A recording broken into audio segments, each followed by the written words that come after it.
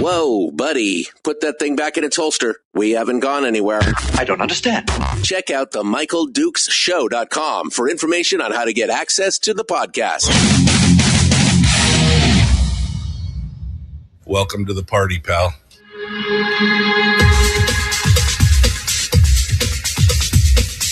The Michael Dukes Show. The greed and the entitlement is astounding to me.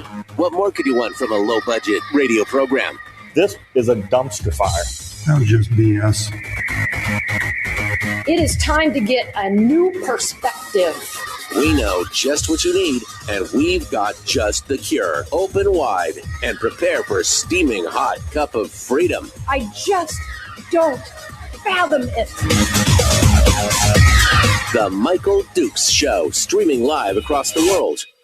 Live around the world on the interwebs at MichaelDukesShow.com and across the state of Alaska. This is your favorite radio station and or FM translator from Kodiak to Delta to all places in between, Fairbanks, the whole schmear. Good morning, my friends, and welcome back to the program. Post-election edition still. We're going to be getting into that here in just a little bit. But before we do that, we've got some special guests coming in to talk a little bit about the youth, the young people, the folks that are, I believe the children are our future. That's what's going on. We're going to be talking with them here in just a moment. The folks from Hype here in the South Central area. We're going to go over that. In hour two, we'll be joined by former Representative Ben Carpenter, who's now the host of OversightLIVE. And we're going to go into some post-election coverage for that as well. There's a lot of strategery that's going on there with the ranked choice voting and who's going to drop and who's going to stay and if they're going to consolidate. And man, there's a lot of stuff going on. I just know we're gonna try and figure it all out together. How about that? So first things first, though, let's talk a little bit about Hype, which is the Homer Youth Program's Every Day. We've got Sonia Contra on the program here. She's the coordinator of Hype, along with an advisory panel board member, Jay Bechtel. We're going to talk a little bit about the youth in Homer and in other places around the state and how we can help, how we can help with the Boys and Girls Clubs and all the things that they're doing and after schools and, giving kids a little hope, maybe a little less screen time, maybe a little more togetherness and everything else. So let's get started there, shall we? And we will bring them both onto the program here to get things rolling. We've got Sonia Contra and Jay Bechtel here on the program to get started. Good morning, folks. How are you guys? Good morning. Great. How are you? Doing real good. Jay, can you hear me good, too? Michael. Yep. Good to see you. Thanks for having us on the show this morning. Hey, no problem. So let's get things rolling. So we'll start off here with Sonia, since she's the director of the whole situation here. Sonia, let's talk a little bit here about Hype and what you guys are trying to do, what you're bringing to the table. Just kind of give us the full meltdown here, the full rundown on everything that's happening, and what the program is trying to do, and where you're going with it. Absolutely. Thank you. Again, thank you for having us on this morning. So I'm the event coordinator for Homer Youth Programs Every Day. This will be our first season in existence, although last year we supported the Paul Banks PTA program that's been around for many years. So we are providing after-school programming for kindergarten through second graders at Paul Banks Elementary School, although it is open to all kindergarten through second graders in the greater Homer area. Programming runs between 2:30 and 5 every day, with some snack and some recess time. We offer enriching programming starting at about 3 o'clock, running till about 4:30, depending on the class. And then we also offer aftercare from 4 until 5 every day for those parents that are working until about 5 o'clock. So our goal is to eventually offer programming for all students K through 12. That is the big picture for our program. but we have to crawl before we run here. So we're starting off with a smaller program. And our goal is to have programming that's available for students and accessible for everybody, regardless of transportation issues as well as finances. So we are trying to keep our costs as low as possible for those that are coming in. And if they can't access it that way, then we have scholarships available. So we really intend to provide enriching programming for everybody that needs it.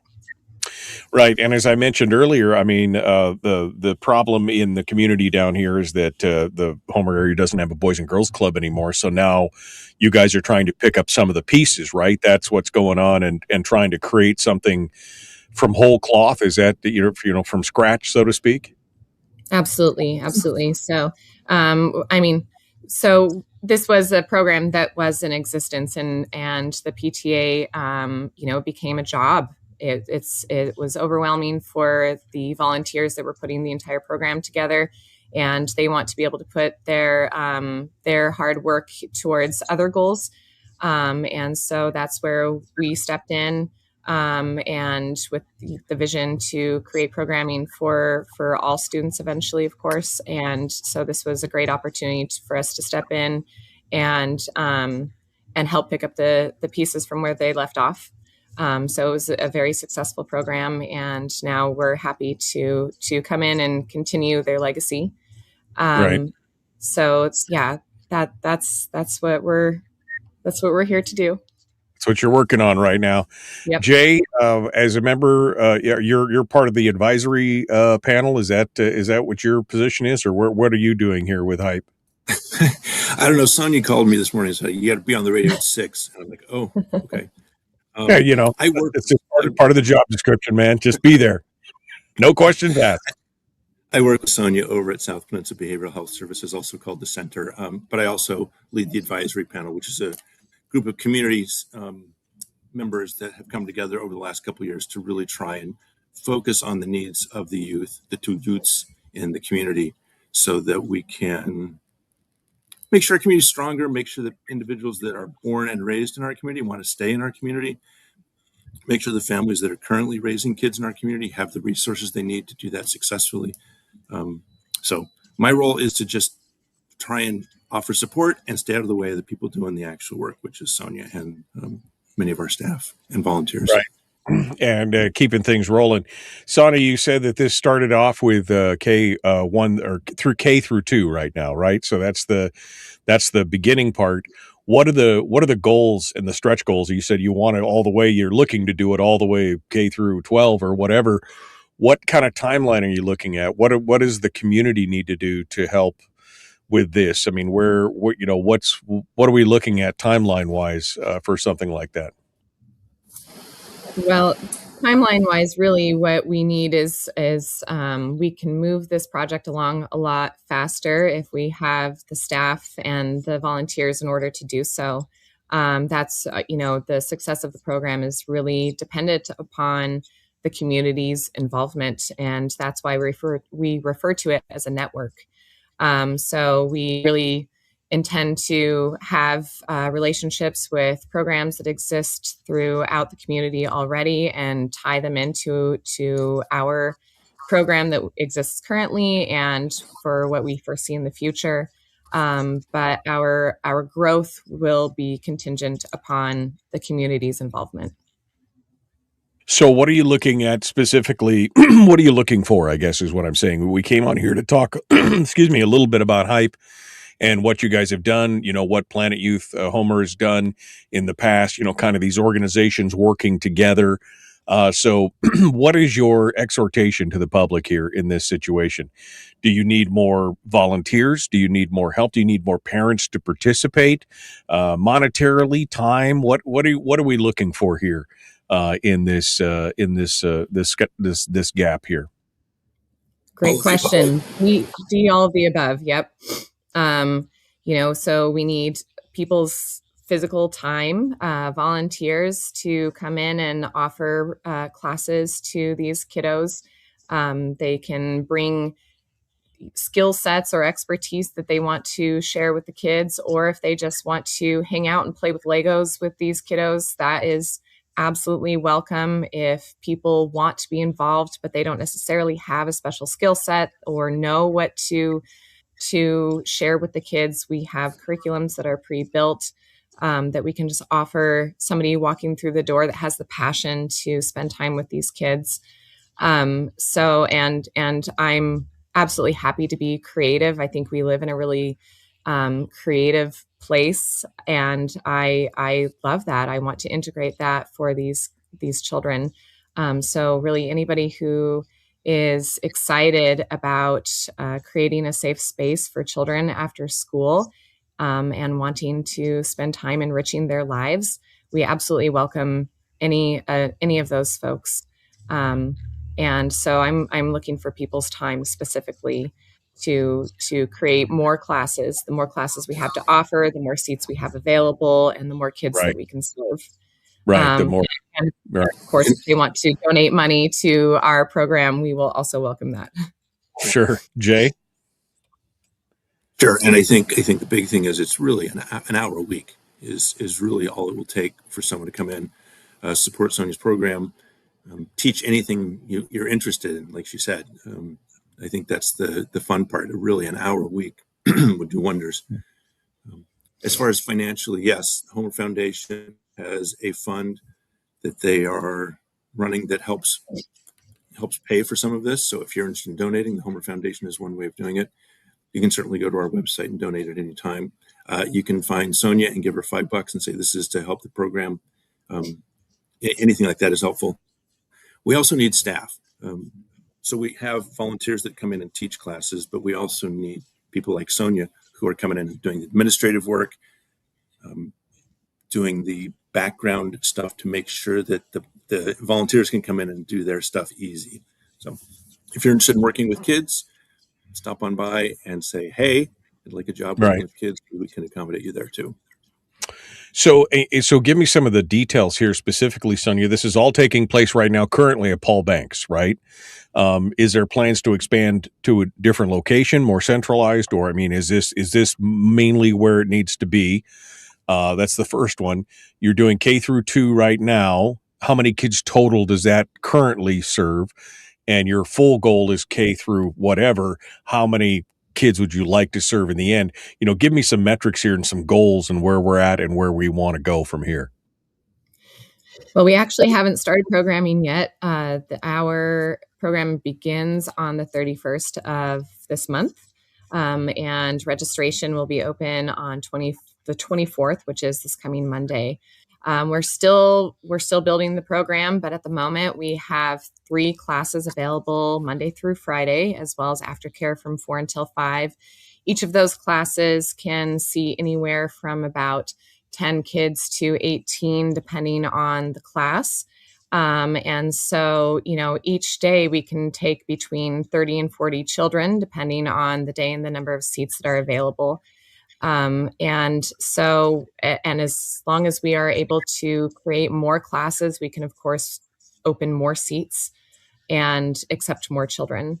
And as far as growth and other sites in the future, that is to be determined. We have to figure out the next site, but we need to make it as convenient as possible for these kids. So school sites are often the most convenient because the majority of the children are already there. We don't have to worry about their transportation to the schools, which is ideal. Eventually, we would love to have transportation available to schools and children that are outside of those more central locations. But I believe that is also part of why Paul Banks in particular was chosen, because it's a little bit more centrally located for kiddos from McNeil and Chapman and the homeschool kiddos from throughout the area. Right. And so ideally, this sounds like something that would be, almost modular, where you could create a program that then could be seeded into every school for after school programs in the local communities and serve. Each one could grow out from there. Is that kind of the plan? That would be lovely. We hope. Go ahead. Go ahead, Jay. We'll start with Jay. I was going to say that would be lovely, and certainly the school district has been very supportive of this process as well.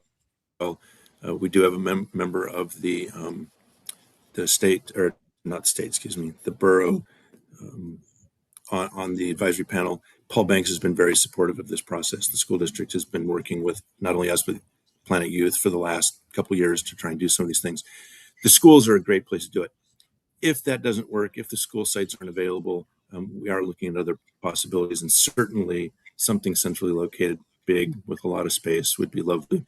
But for now, the schools are sort of our target for the next couple of years. Fingers crossed that works, and if it doesn't, we'll have to find some other place. But for now, yeah, the schools is what we're looking at. And they've been a great partner so far. It's been absolutely lovely working with them. Okay. Sonia, any final thoughts on that before we kind of come to the wrap up here, and what else we can do and where we can go? No, I would just love to plug again that we absolutely welcome those that are interested in participating and enriching children's lives in the after-school space. If that's something that you are interested in, please visit our landing page at spbhs.org/hype. That's HYPE. We have a little bit of information about our program, the registration link, but more importantly, we have information of how to volunteer your time. Right. And just to highlight again, you're talking about people who want to help teach kids or watch over or encourage, or, I mean, what kind of, you mentioned Legos versus everything else.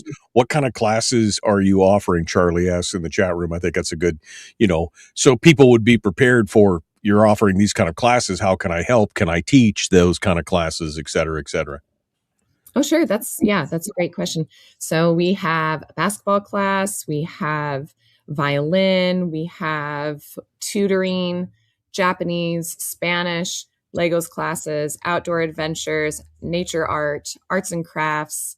We have various partners coming in from the community, coastal studies, Homer Opus. We have Read, Solve, Focus coming in for tutoring. So we have a pretty large variety of classes, and that's just for this first quarter. Then moving on throughout the rest of the year, we have, gymnastics and cheer on the docket. We have, we have just a number of various types of classes. And so we welcome creativity. We've had soccer and baseball in the past. We've offered jujitsu. There's just a wide variety of classes that we've had available. So, and I know that there are so many members within this community that have various talents that they could share with these kids. Right. And I know that the kids would really, really enjoy the creativity. So, yeah. So it sounds like bring your passion for whatever it is, and you guys can build a class around that, right? So if somebody has a passion for, woodworking or whittling or needlepoint or soccer or something, they could come in and do whatever. Somebody will sign up for it, is what you're saying. Absolutely. Yeah. Okay. All right. Well, we appreciate it, Sonia Contra and Jay Beckdahl, again from the South Peninsula Behavioral Health Services and the HYPE organization, Homer Youth Programs Every Day, and working with Homer Youth and Planet Youth Homer and the whole. There's a whole bunch of orgs that are all kind of working and rotating together to try and make all this happen, and we appreciate that. Any final thoughts before I let you go? We'll start with Jay here.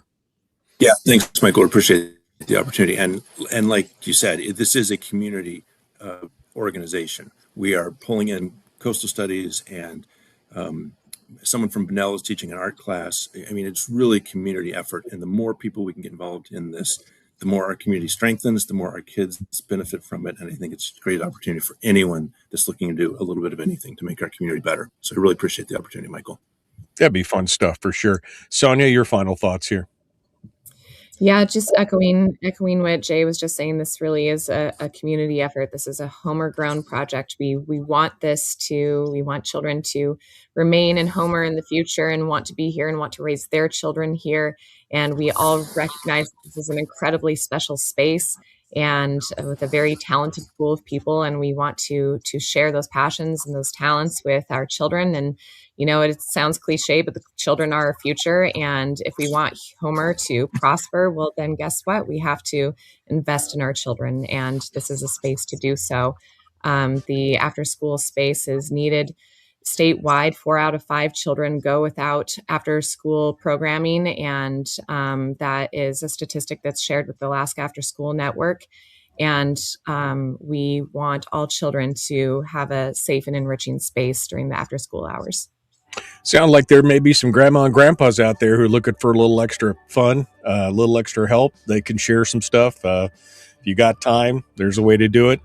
All right, Sonia Contra and Jay Bechtel, again, Hype. You can find him at spbhs.org/hype. Thanks, guys, for coming on board and sharing with us. Good luck. Let us know if we can highlight anything else for you. We appreciate you guys coming on board. Thanks for having us. All right, hold the line for just a second, guys. Folks, we got more coming up. The Michael Duke Show.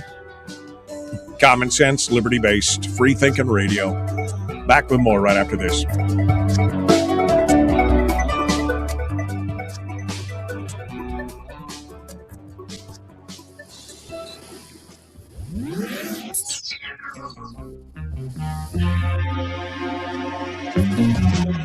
Running on 100% pure beard power. Oh, also some coffee. We dip our beard in coffee. Ha, nice beard. The Michael Duke Show.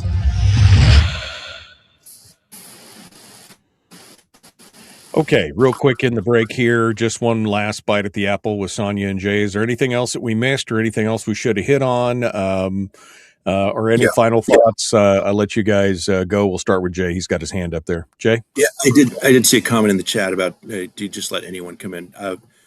So ideally, anyone can come in and offer to volunteer and support.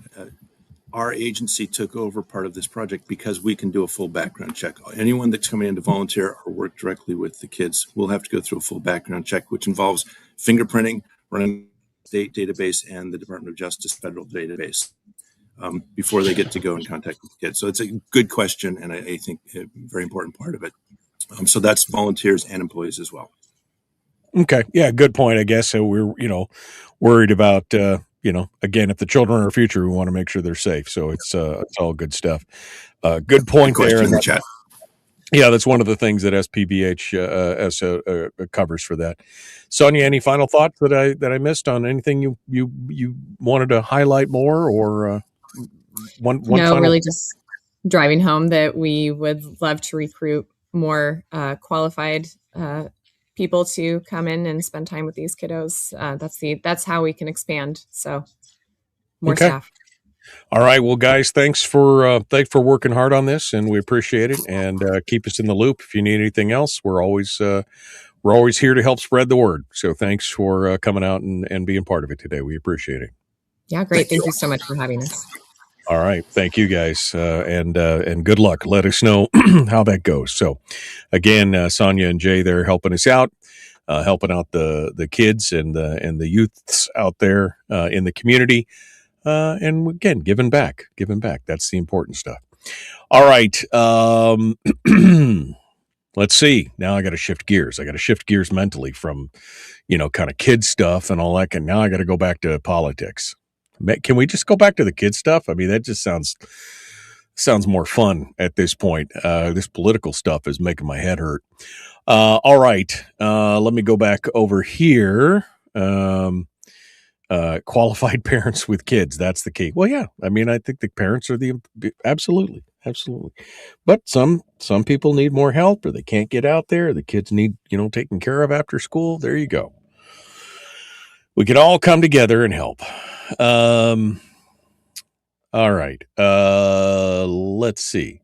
Isn't there an elementary or middle school already on Homer? Why not? That's what they're doing. Harold, never mind. He's not paying attention. He's not paying attention again. That's the problem. He's just not paying attention. All right. That's it. I guess we're all scored away. No, we're not purple today. It's shifting. Didn't you see that? You guys nobody could decide yesterday what they wanted, so I just put it on shifting mode, and now it's orange. It's going to be red, then it's going to be green, then it's going to be, whatever. I don't know. See, there we go. See, it's just going to change. You guys couldn't decide, so I just threw the switch, and it's just going to keep going.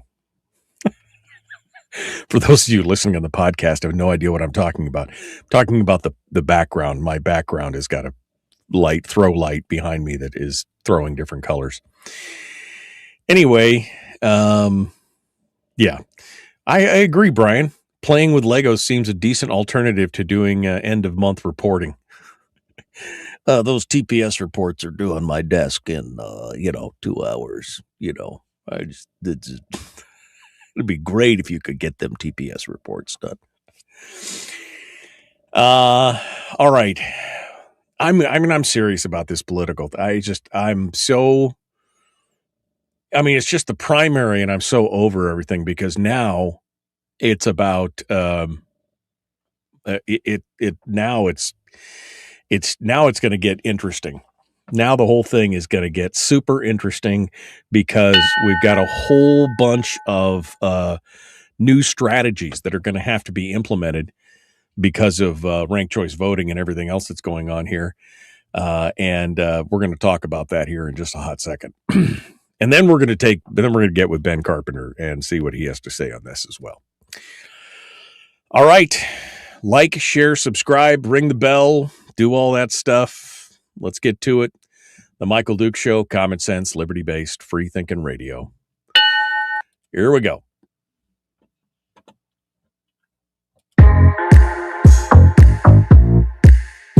The Michael Duke Show. Not your daddy. Wait, sorry. Not your daddy? Ooh, not your daddy's talk radio. Whew. I was scared for a second. Thought we were going down. Here's Michael Dukes and the show.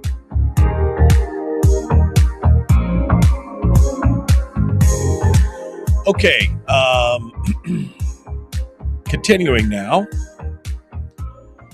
A little bit of a breaking up the political stuff there. That there are, things more important than politics. The kids are more important than politics in the end there. But it is time to dive into this. I mean, some headlines that are just catching my attention that I'm just going to mention the headline. We're not going to get into it, but a couple things that I thought were interesting. U.S. national debt blows past $40 trillion for the first time. I mean, just in case you were wondering, $40 trillion in debt. Okay. But just chew on that for a minute. That's the other one. What was the other one? The other one is the James O'Keefe, Project Veritas, James O'Keefe, the whole, the guy thing. He put out a Twitter post, an X post yesterday. The Justice League was in Alaska on Election Day. He's got a picture of himself. He looks like he's somewhere on the coast. I don't know exactly where, but looks like he's right down there on the edge of the water. And he says the Justice League was in Alaska on Election Day, Tuesday, 18th. Brace yourself, Lisa Murkowski. Now, I don't know exactly what that means because Lisa Murkowski's not up for election this year. It's Sullivan and Begich. It's not Murkowski this go around. So I don't know exactly what's going on there. But it's interesting. Anytime James O'Keefe is involved, I am interested to see what he's working on. Because he has, over the years, he's exposed some crazy stuff. So I don't know. Interesting to say the least. But you can also see the craziness that is the internet, because I was reading through some of the, never read the comments, man. Never read the comments. So I was reading through some of the comments, and somebody was like, it's really bad in Alaska. I remember when they first illegally got rid of their sheriffs just so they could implement ranked choice voting. None of which is true. But I mean, it's the internet, man. What do you... I just read that and I just started shaking my head. But those are just a couple of the headlines that caught my attention this morning. that we're not going to get too much into, but, interesting to say the least. Also, there's supposed to be a joint press conference at the Anchorage LIO today with the House and Senate Resources Committee. They're going to come there, and they are going to hold a meeting about Alaska's winter energy supply. Now, NSTAR is supposed to be there. The Alaska Energy Authority, the RCA, the Department of Natural Resources have all been invited to answer questions. But the thing is that many of these things have already been answered. And in fact, the Alaska Support Industry Alliance put out a press release here, I guess it was Monday, Tuesday, saying, talking about this and basically already saying that they're going to, before the finger pointing, Alaska already has the answers. And asking about gas storage being denied and can the governor instruct the RCA to reverse it and where's the gas going this summer. But this is already a whole bunch of CYA is going to come out of this. I can tell you right now that part of the point behind this whole thing is that the legislature is going to try and cover their butts on this whole deal. And at least the Alaska Industry Alliance has got some hard answers on this before we even start asking some of these questions. And we'll see what happens today, but that's going on today at 2 p.m. at the Anchorage LIO. And so if you want to see what that's all about, I'm going to post this. I'm going to post this article up in the chat room. If you folks want to go look at it, you can find it at the AK. You can find it at akheadlamp.com. And it's which is one of the websites for the Support Industry Alliance. Anyway, you can go over there. Before the finger pointing, Alaska already has the answers. So we'll see where it goes from here. But that's going to be happening again at 2 p.m. today. A lot of butts to cover in the Juneau Clown Posse. Yep, it'll be both hands and a clipboard and, I don't know, maybe a snow shovel or something. They're going to do everything they can to cover their butts on this deal. Remember we were talking about some of these negative attack ads and some of these ads that were crazy, like AI ads that had Bernadette Wilson wearing a hat that said, "I love Murkowski" and all this other kind of stuff. And it was being paid for by a group called Conservative Alaska. Well, the post-election filings have taken place because they have to they do a post-election disclosure and everything else. And it turns out that this group called Conservative Alaska was not just this guy named Carr, he's a construction guy, John Richard Carr, who owns a Matsu construction company. He served as the group chairman, and the disclosure said that the money that the top contributor was him. It turns out that he was not just, there was more. There's another top contributor now, and it turned out that the top contributor was the local labor union 341. The union, which is the same union that Zach Fields works as one of the, works in the office of, right? He works for the union, the same union where, he's been out there supporting the Democrat Ruby Jones in the Eagle River area and fighting against Jamie Allard, the other conservative, is pouring all this money into this, calling themselves Conservative Alaska, just, under this, conservative sounding name, this conservative sounding banner the whole time. Turns out that they were, they're supporting Click Bishop for the gubernatorial race. So this is just another way to make it sound like they are something that they are not. I mean, can you wonder why people are so confused? Can you wonder why people are so confused that and they just get to the point where you don't believe anything, right? I mean, this is almost like when you answer your email and you're looking at suspicious emails. Should I click the link or not? Is this real or is it not? You know, it's getting that bad in politics. You know, they say that they're conservative. Oh, they say that they're progressive. Oh, they say that they're this. They say that they're that. Are they really? Because now you just don't even know. Again, this is the dirty game we're playing. This is the dirty game we're playing right now. Conservative Alaska, definitely not conservative.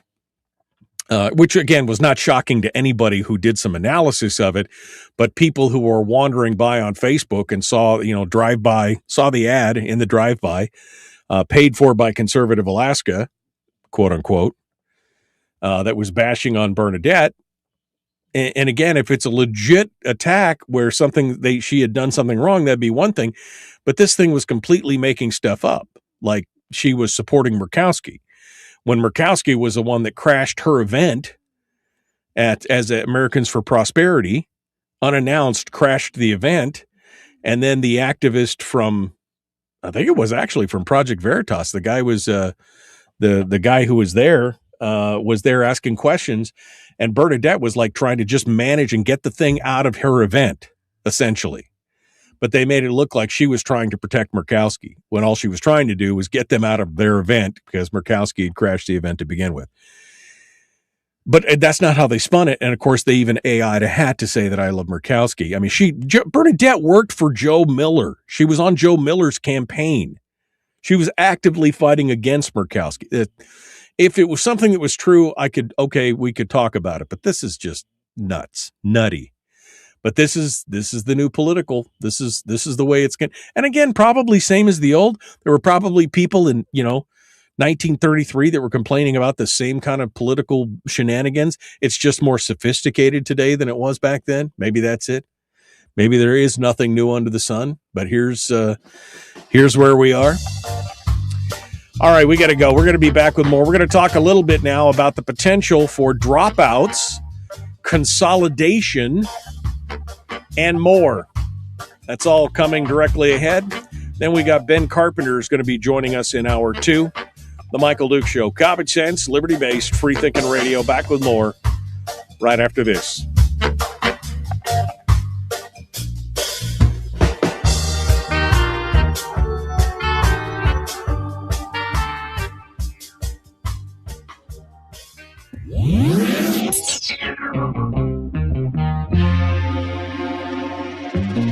Listened to by more staffers in Juneau than any other show, because their bosses told them to.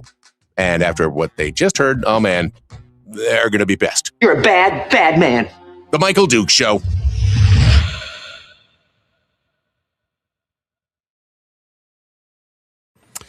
Okay, we're in the break right now. Moving forward here on this. Let me see if I can get caught up with some of your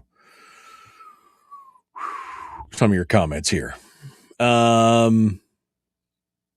We need, Terry said,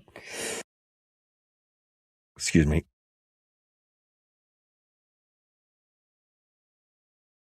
Do not try and breathe your own spit.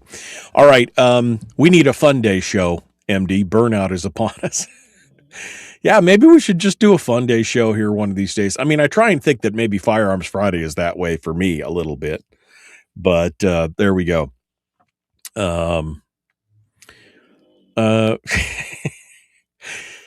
Then she said that she's telling Brian she got a text from JKT yesterday. She seriously wanted to do bodily harm. I mean, I'm getting texts from him all the time. Sourdough Steel says, but I thought we elected small government, drain the swamp conservatives. I mean, you could think so. Craig points out that Bernadette is now on top of the betting markets right now. We'll see what's going on. Rick says something about Hex Fury. Let me go back over here. There was a special. Here we go. Here's the press release from Hex. Alaska's only 100% Alaska-owned natural gas producer Hex LLC is advancing natural gas production in Cook Inlet through a major 2026 drilling campaign, new infrastructure investments, and continued operation of assets that support the energy in the rail belt. Hex is developing the kitchen lights unit and related Cook Inlet infrastructure to help provide reliable local natural gas for Alaskans. Hex is producing now. Hex is investing now, says John Hendricks. Hex has demonstrated a proven history of providing natural gas. In 2025, we doubled production and had the top 2 performing wells in the Cook Inlet Basin. 10% of Cook Inlet natural gas came from Hex's 6 wells. By continuing to drill and invest in Cook Inlet, we're supporting Alaska businesses, et cetera, et cetera, et cetera. This year, Hex is investing roughly $50 million to produce Cook Inlet natural gas. Hillcorp Spartan 151, the only jackup rig, is on Hex's Allegra lay platform in the kitchen lights unit where drilling is underway to a depth of over 9,000 feet. Hex aims to have 2 wells completed by the end of October. If weather and icing conditions allow, Hex hopes to drill a 3rd well before the end of the season. So they're just announcing that they're doing a little horn tooting here. Partially, this is, I think, a PR thing to let people know that they're out there. That, John Hendricks and John Sims have kind of been dueling it out over this whole deal. But yeah, I think it was just an announcement that they're in the middle of drilling their 2nd well, or I guess this is their 1st or 2nd well. Anyway, they want to get 3 done by the end of the season, so they're drilling 2 wells complete by the end of October, and they hope to drill a 3rd well as well. So that's good. That's good. And let's hope that they hit on them. Let's hope that they hit on these wells that they're drilling right now. Would be nice to have another, have another source of gas as it continues to come through. So that was the take on gas there, Rick. You were asking. Yeah.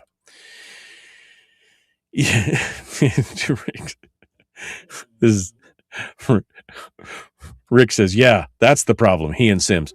No, I mean, I think they're just, again, they're duking it out. They're duking it out there for sure. We'll see. We'll see what happens.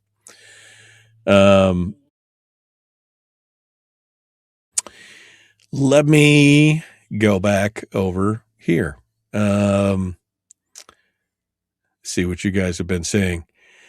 Local 341, Kelly Merrick's husband is the business manager. By the way, the state poured more than $6 million to build the local 341 training facility. Yeah, Craig says, I never understood the trade union members who generally have much different political views than the union leadership, why they don't fight against the stances that the union takes. Again, it's control. That's what it's all about, is control.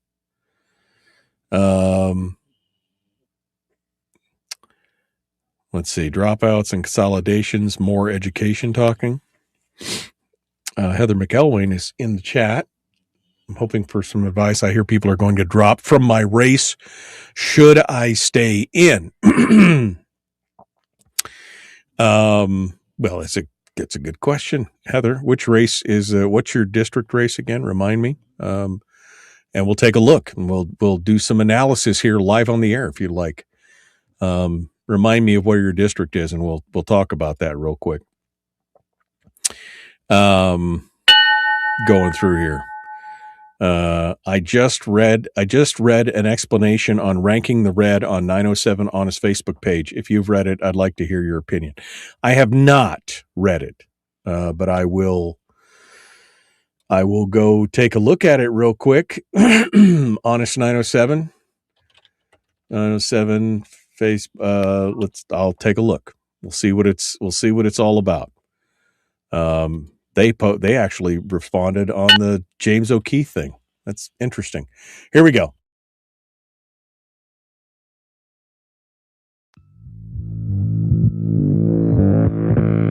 On the Michael Dukes Show, we talk about the serious Alaskan issues of the day, but in a not-so-serious way. Because, first of all, we can't be bothered to take it seriously, and second of all, we may or may not be drunk. Here's Michael Dukes. All right. Welcome back to the show. One final segment here before we run out of daylight on the program here this morning. I'm sorry, somebody just somebody just dropped a link on something. Just read an explanation, ranking the red. And ranking the red makes sense. I haven't seen this description yet, but it is one of the ways. This is part of the problem, is that we're having to develop all new strategies because of the jungle primary and ranked choice voting. And even the Democrats are in new waters on this. The fact that you have the two highest vote getters in the gubernatorial race be Democrats, they're having to make a decision. And you've seen both of the candidates basically saying that they are weighing a consolidated field as the votes come in. Both JKT and Tom Begich, their campaigns, have said that they'll be making a decision once the final vote tally has come in or closer to it, because again, the votes are not going to be certified until the 31st, and that is the final day that they have to drop out of the race if they don't want to be in the race. So there's consideration here as to whether or not they may have somebody drop out or even, again, consolidate. I mean, could you imagine at this point? Let me just hypotheticalize. And I don't even know, I could be wrong on this. I don't even know if it's possible, but potentially, what if there was a JKT Begich ticket?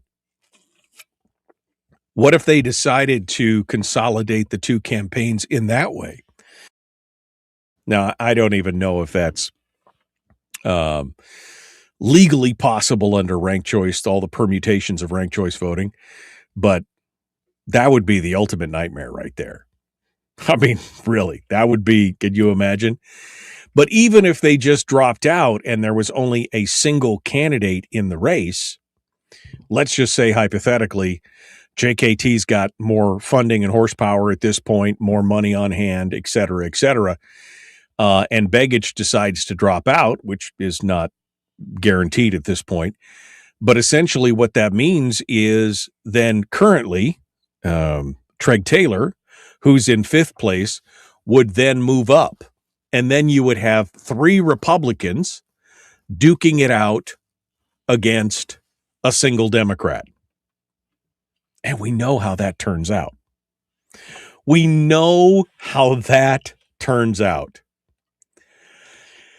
But you say, what if Dave Bronson decides to throw in the towel? Because, I mean, previously he'd said that he wouldn't, but now his campaign has come out with a quote where he said, there's still thousands of Alaska voices who have not yet been heard, and every one of those votes deserves to be counted. From day one, my goal in this race has been bigger than any one campaign, ensuring Alaska elects a Republican governor in November. The results remain extremely close, with thousands of ballots still outstanding. Once the tabulation of early votes are reported next Tuesday and we have the full picture of where the race stands, our campaign will make a decision that best advances the goal and gives Republicans the strongest path to victory in November. So it's not an admission that he's going to bow out if he's not the top one, but it is a softening of his previous stance, which was essentially, if Bernadette was number one, he thought he'd still stay in the race because there was enough differences between the two of them. He had more experience, et cetera, right? I mean, this is the whole thing. So the question is, so let's just say hypothetically, again, Begich drops out, JKT now against three Republicans, including Treg Taylor. That's assuming Treg Taylor retains that fifth position, but it's pretty close. May not happen. What if Bronson drops out and leaves it with Bernadette and then Treg Taylor? And then if Bronson dropped out, Click Bishop would end up in there, but Click Bishop might draw some votes away from JKT. So now you've got I mean, again, there are so many variables and permutations of this thing.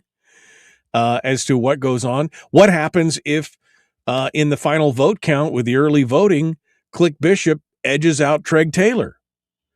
And so from the very beginning, now you've got Click Bishop with JKT against Bernadette. Or let's say that Begich stays in and it's JKT, Begich, Bernadette, and Click Bishop. Now where does it go?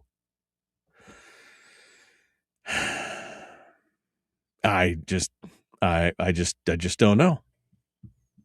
I just don't know. I don't know where we go from here. Again, we're in uncharted waters with this. And like I said, even the Democrats are scratching their head going, well, where do we go from here? Although I did find it very interesting that in all the permutations and the discussions on this, that one of the most interesting commentaries was, where do we go from here now that the primaries are over and how things are going to change?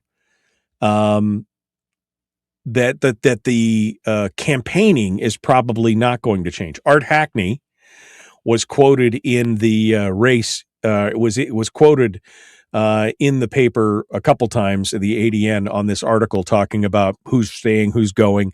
Hackney is been representing and advising, apparently, Click Bishop.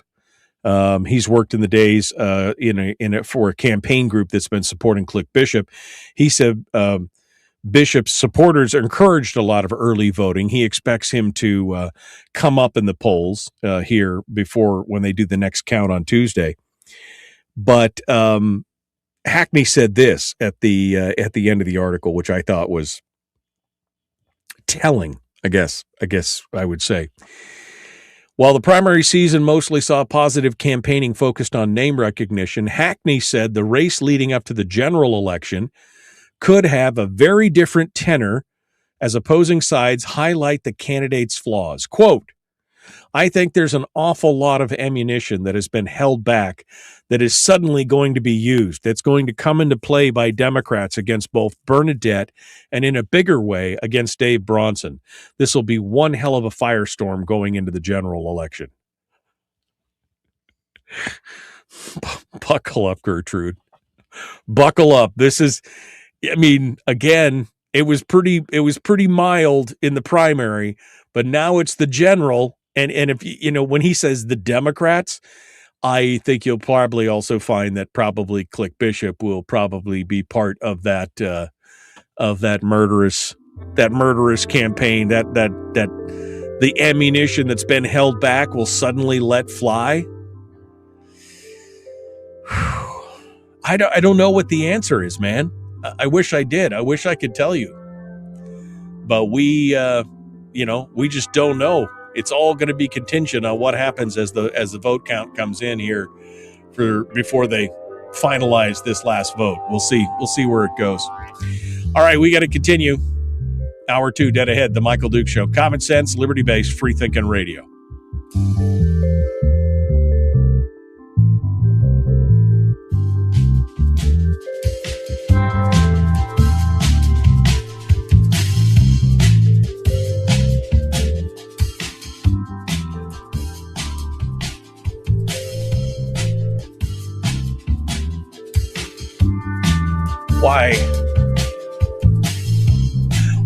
Why would you do that to me? Why would you do that to me, Craig? Craig just said, fun day topic, deferred maintenance. Yeah, okay, right. Just wanted to bash my brains out against the wall. That'd be great. That would be great. Cindy, I'm over on the Facebook page for 907 Honest. And I don't see is actually silencing voters, 40,000 views. I'm not sure which one of these are all videos. Did you say it was a video or was it a discussion on like a video? Was it a video or was it like an article on ranking the red? Because I don't see that right off the bat here. So if you want to send it to me, you can DM me through Facebook here if you want, or whatever.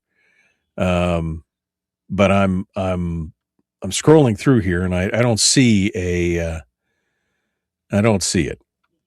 So we'll see where we go from here. Anyway, you get back to me on that. All right.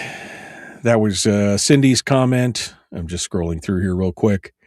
Why isn't Hex honoring their contract with NSTAR? They did. Craig, that's their position, is that they did. They provided all the gas. In fact, they provided 112% of the gas that they were required to, but they had excess gas and they sold it to Marathon at a higher price because they had excess gas. They're arguing that they were not contractually required to sell. They offered it to NSTAR, and you know what happened? NSTAR bought it. NSTAR bought it at the higher price.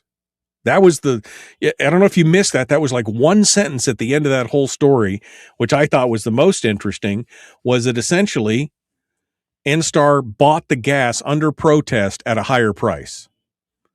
So Hex still provided it. They just didn't provide it at the contracted price for their normal gas supply. This was excess. Anyway, I thought that was kind of interesting that at the very end they snuck that in there. They bought it under protest to fit. So I don't know. We'll see. Heather said, is running for U.S. Senate per her comment. Yeah, Heather, I mean, it's up to you. I don't think that you're going to move the needle much on that. It's up to you whether you want to or not. I don't think you're going to hurt or harm the race if you're in or out of it, quite honestly. Did you make it to the top 4? Because I don't know. Did you even make it to the top 4? And again, forgive me for not paying attention on that. But yeah, you made it to the top 4. Or no, you 1, 2, 3, 4, 5, 6. You're 6th. Yeah, no. I mean, if you drop out, Kitty Hafner moves up. But I just don't see. I mean, maybe David Leslie drops out and you'll be number 4. But at that point, yeah, I would drop out. If it was me, I would drop out because if David Leslie drops out, that would mean that there would be 3 quote unquote Republicans, the real Dan, the decoy Dan, and then Gerald Heikes would be the 3 Republicans against Mary Peltola. If I'm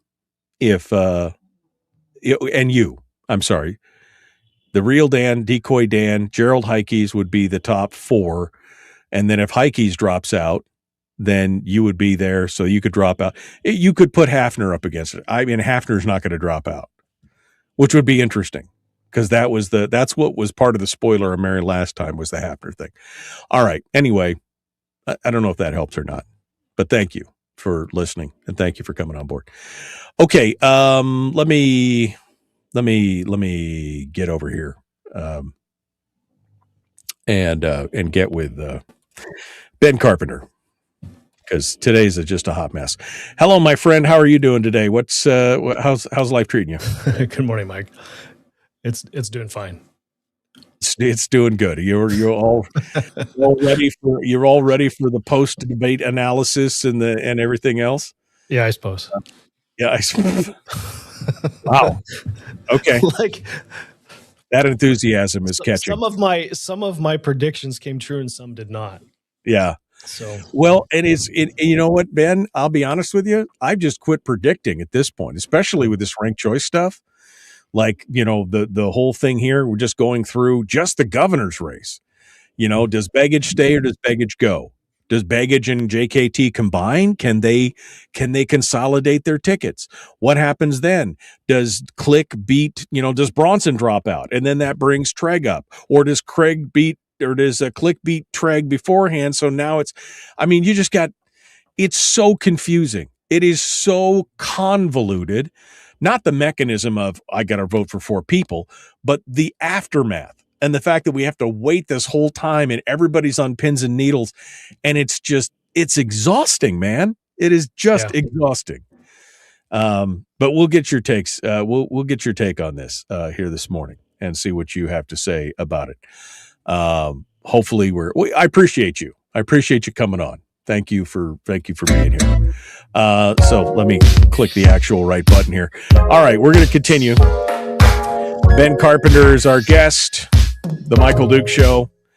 Common sense, liberty-based, free thinking radio.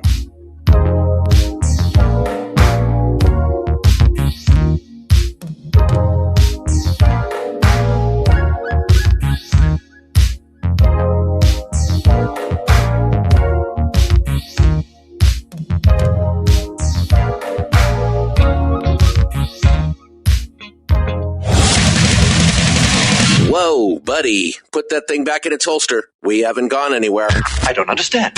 Check out the MichaelDukesShow.com for information on how to get access to the podcast. Welcome to the party, pal.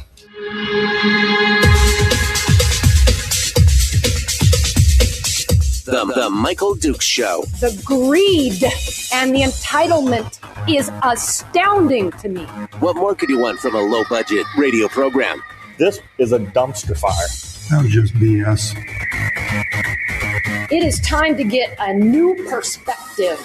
We know just what you need, and we've got just the cure. Open wide and prepare for a steaming hot cup of freedom. I just don't fathom it.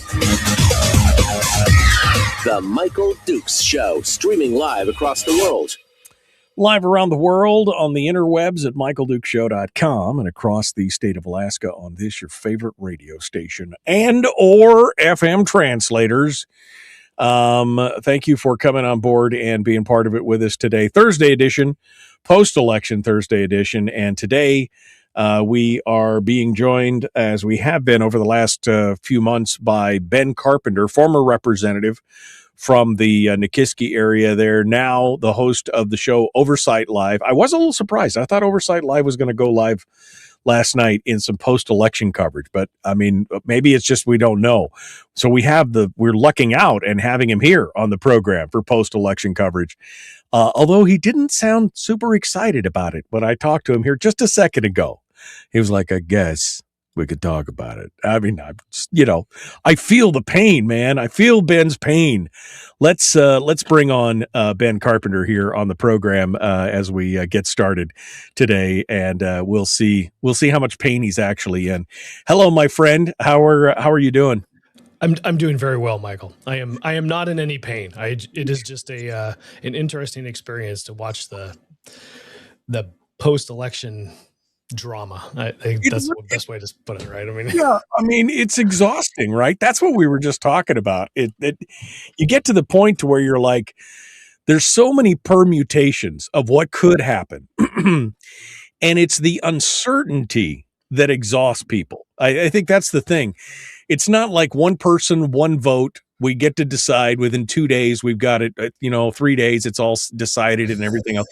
Now it's like, you got the vote, and then you got to wait, and then you got to wait for the things to come in. And we got to get the top 4 vote getters, and then does somebody else drop out? And then that force somebody else to drop out? And does that, I mean, it's just all this uncertainty, and people are just like, I just wanted to vote and get somebody in there, and here we are, 15 days later, right? I mean, that's what's going on. Well, the thing that popped into my head this morning as I was thinking about this is you've got a dozen Republicans who can't agree on who can win, and so they all jump into the race, right? And then after the race, Alaskans are like, well, they shall drop out.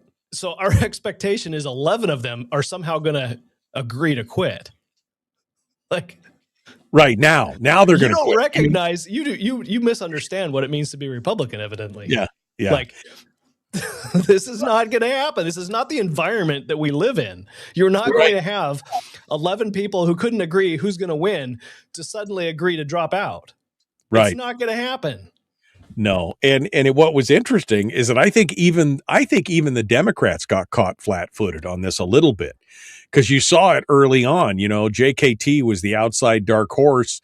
It was going to be Matt Clayman and Tom Begich, and then Clayman, took one for the team and said, "No, I'm done. I'm bowing out. I'm supporting Tom," kind of thing.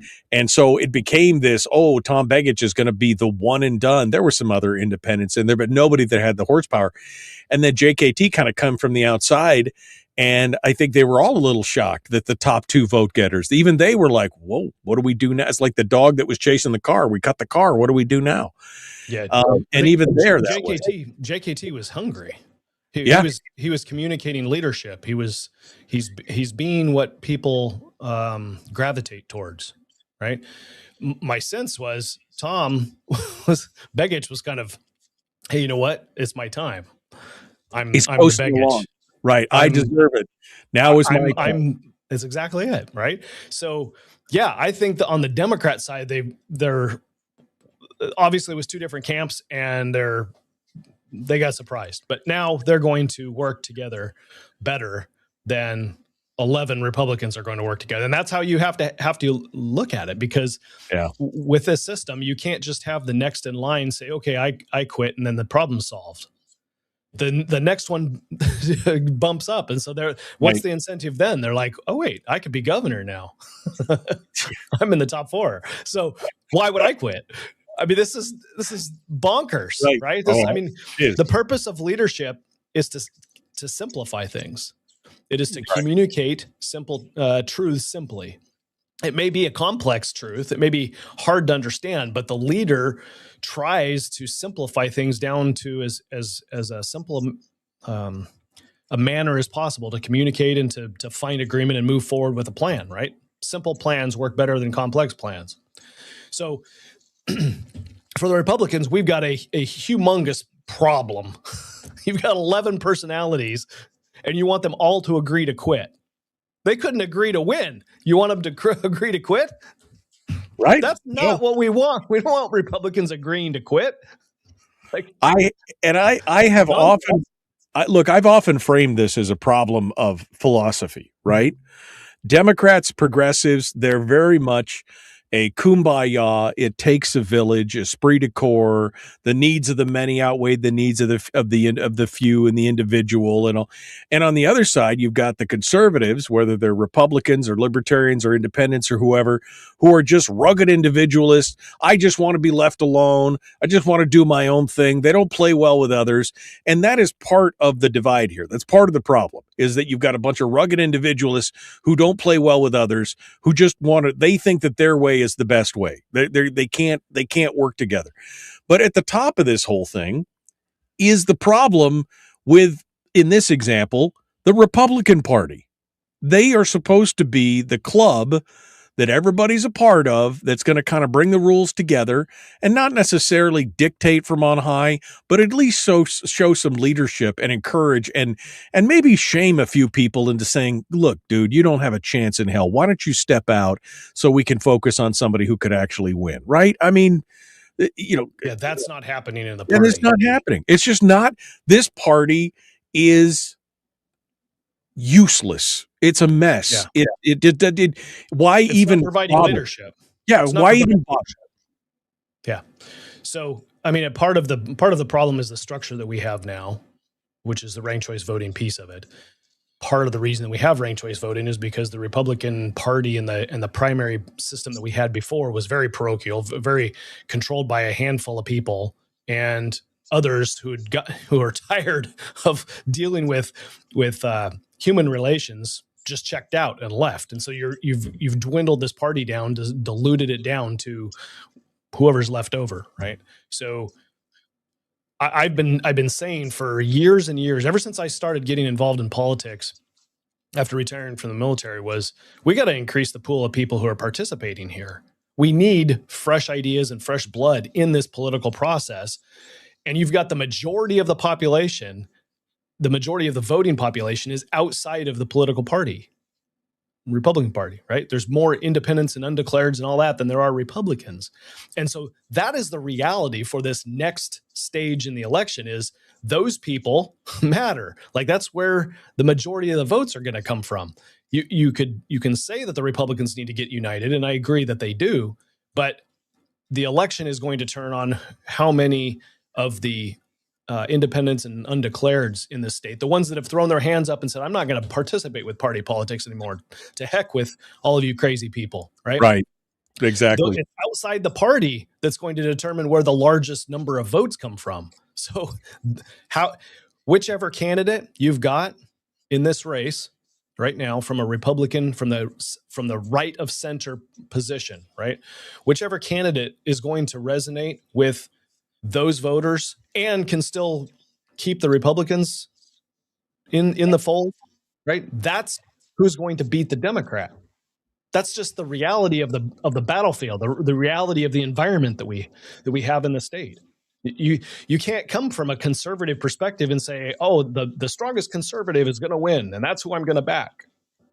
That's not necessarily the case with a bunch of the voters that are outside of the Republican Party.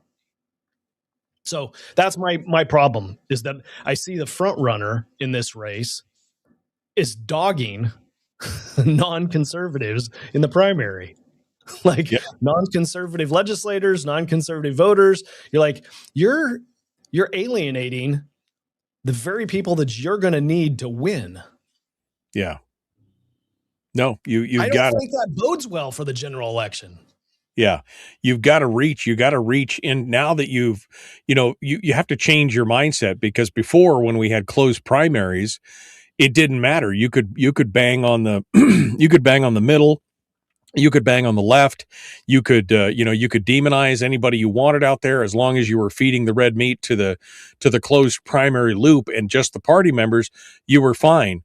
I think some people haven't come up to speed yet on the fact that you have to have a broader base and a broader appeal coming into the general now, because, and even in the primary now, because you can't get it just on party votes alone. There's just not enough. It's going to be 65% are going to be independents and undeclareds. And if you're not reaching in there and tickling their fancy and catching their attention, you're not going to make it. Yeah. There's a book that I think helped explain to me the human dynamics of making decisions like this. Decisions that aren't necessarily a numbers decision. It's an emotional heart decision. That Simon Sinek's book, Start With Why, I think does a really good job of helping people understand the decision-making process in a political environment. Although it's not specifically a political environment book, but he kind of sums it up by saying people don't buy what you do, they buy why you do it. And that is the emotional appeal here. Why am I going to buy an automobile? It's not necessarily because of what the sticker says on the window. It's, can I see myself sitting in it? Is it going to look good in my driveway? That type of thing. Can I afford it? That obviously is up there in the decision-making process, but the emotional decision that has to be made. I'm looking at this next election process, as the process goes forward, and I'm looking at it and saying people are going to have to buy into, at an emotional level, the candidate that you want to have them win, or that you want to win, that's going to beat the Democrat. If I'm talking to conservatives here, or people who are center right or right of center, I don't know how else to put this, the right of the political spectrum, whether you're moderate or conservative on that spectrum. I'm just saying, if you don't want the Democrat and the left of center to win, then you have to solidify on one of these candidates. And I'm concerned that the front runner with 10% of the conservative vote has been alienating the center that she's going to need to win. That concerns me. I don't think that she has put herself in a very good position going into the November election, and 90% of the other conservatives in the primary voted for somebody else. The difference between the top two Republicans is 2%. It's a rounding error. It's within a margin of error on a poll, right? So that's not exactly accurate, because this is not a poll. This was an election. These are actual votes counted. So I get that, but it's 2%. It's not a commanding lead, right? It's not a moral position to be in, to say, hey, I'm the one that won the most votes out of but most Republicans voted for somebody else, anybody else. Yeah, it's not a mandate. It's not a landslide. Every other Republican candidate has to say the same thing to a greater degree. Bronson has to say, well, yeah, 90% voted for somebody else, but 92% voted for somebody else for me, right? So the problem now relies the problem now is adjusting your focus for what the battle is coming up, which is the general election, right? Right. And now you need more votes. And those votes are not coming from your base, from your conservatives, right? Here, I am a fiscal and social conservative. Like, there are things that I want to see accomplished that are never going to be accomplished because we did not see incumbents lose in the primary in the legislature. We're not seeing that there's going to be a major change, a major shift in the state makeup of the legislature going forward in next year. Okay. It would have had to have happened in the primary. Like obviously the end result or the end election is the general, but the evidence is so far that we're not going to see a shift. So I just say, you want to have a Republican versus a Democrat in office, you're going to have to fight a new battle going forward. Pick the candidate that has the greatest opportunity with the broadest amount of support. And I don't think that's the Wilson ticket right now. Well, and it's interesting. The infighting is still going on. Somebody said earlier, I'm just looking here. I'm sorry, I'm scrolling back here because I meant to mark this as I went through, but somebody said that some of Shelley Hughes's people are like, never Bernadette. Nobody's going to vote for Bernadette. I mean, there's still this hard feelings in between, the 12 that are in there.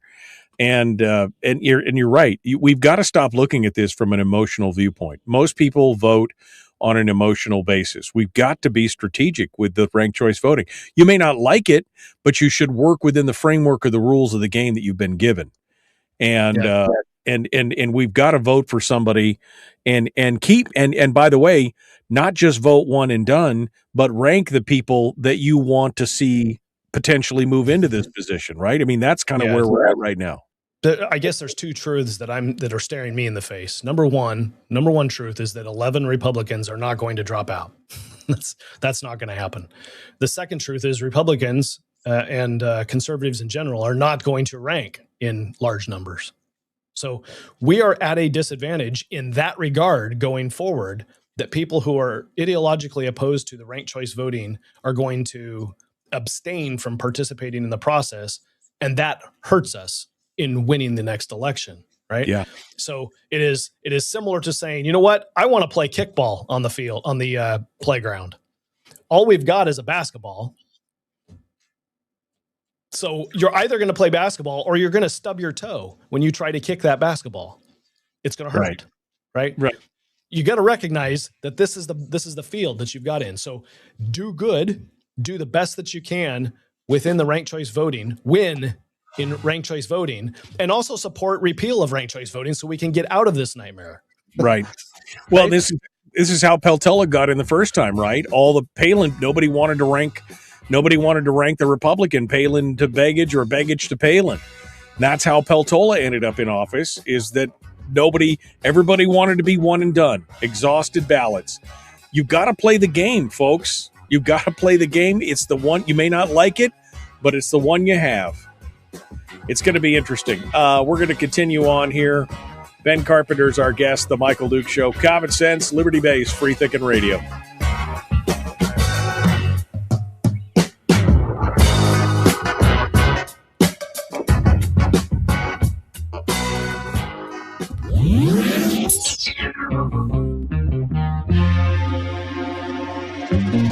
Listened to by more staffers in Juneau than any other show, because their bosses told them to.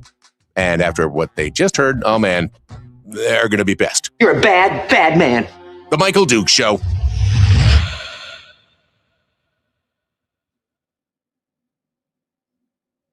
Okay, in the break with Ben Carpenter here. There's one other truth that the primary taught us as well. What is that? There were more votes cast for right of center candidates than there were left of center candidates. Okay. So you had many more choices on the right than you did on the left. But overall, the number of votes cast is leaning towards a right of center candidate. So if that carries forward, and we had low voter turnout, of course, because it's a primary, but if that carries forward, then there are more votes out there for a right of center candidate in the November election than there are left of center. No matter what you see in the press and the ads and all the money spent and all that, who actually showed up to vote, those individuals voted for right of center versus left of center. Okay. So that should encourage our side. It's our election to lose because the people have spoken and they have their preference in majority is for a right of center candidate. Okay. That's the truth of what this election holds. Now, can we capitalize on that with somebody who all of the right of center can get behind, as opposed to dropping out of the race? That's the challenge, right?